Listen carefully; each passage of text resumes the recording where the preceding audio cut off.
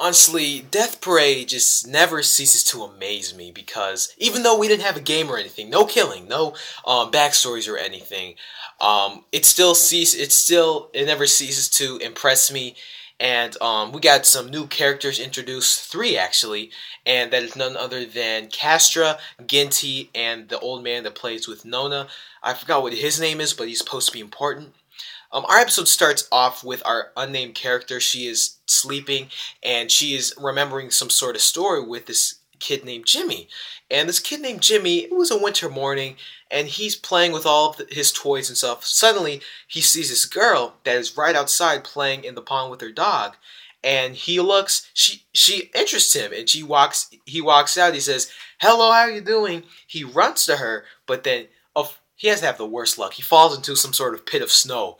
And then the girl picks him up, and then he seems really happy with the girl, and he tries saying stuff to the girl, and she just smiled because she couldn't hear what she was saying because she was deaf. And it's a little sad, but they just started playing around and stuff. And then when Jimmy got home, he told his mom about what had happened, and the girl's name is Chavit. Now, I'm just going to go on a whim, and I'm going to say that Chavit is the name of our unnamed character, probably because she's deaf or something. Well, no. Our unnamed character isn't deaf, but I'm just going to think that her name is Chavit. I'm not going to call her Chavit. And Jimmy said, one day I'm going to find my way to convey my feelings for her. So I really hope to see how this story progresses. The same pictures and the same puppets, those are related to what was in the opening. So basically the opening gave away all the characters that were going to be in this anime. And then we get an introduction to the old man who's playing with Nona, and he starts like recalling how many times Nona has been an arbiter, and for about 82 years. And he's saying how they were like old rivals of playing billiards, death billiards, no pun intended. And he was saying how they've played 170 times each year, and he's saying that how he gets really bored, and he talks about being the closest to God. And then Nona and them talk a little bit about being arbiters and stuff.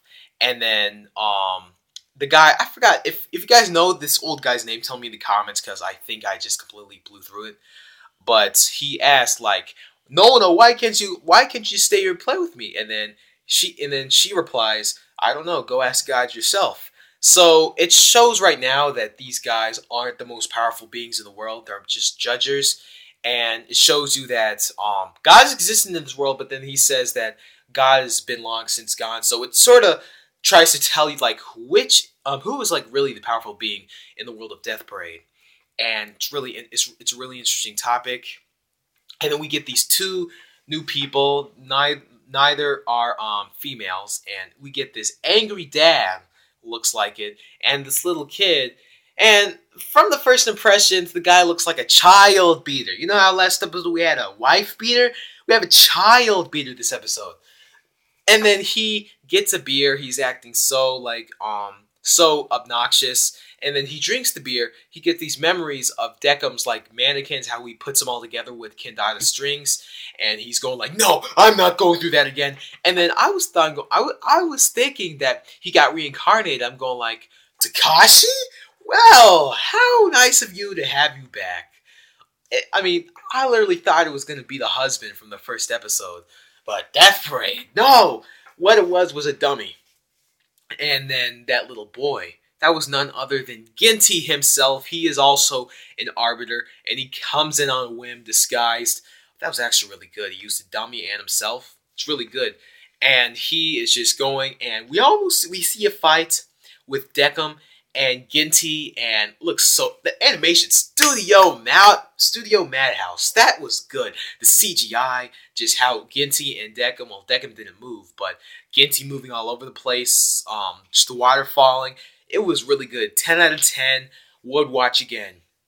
And while Deckham and Ginti are fighting, Nona comes on the scene in Clavis, and she's going like, listen, what are you doing here, Ginti? And Ginti, I guess he's just back using the world for some reason. And he also has to go judge people too. So it shows that arbiters Beckham isn't the only person that judges, and our unnamed character is also an assistant. She's a human that also remembered her memories, but she got wiped of the memories, so her judgment day has been ruined. She's gonna have to play a game sooner or later, but that has just been postponed and stuff. And that's how it ends out. We just see an introduction to three new characters. And Castra.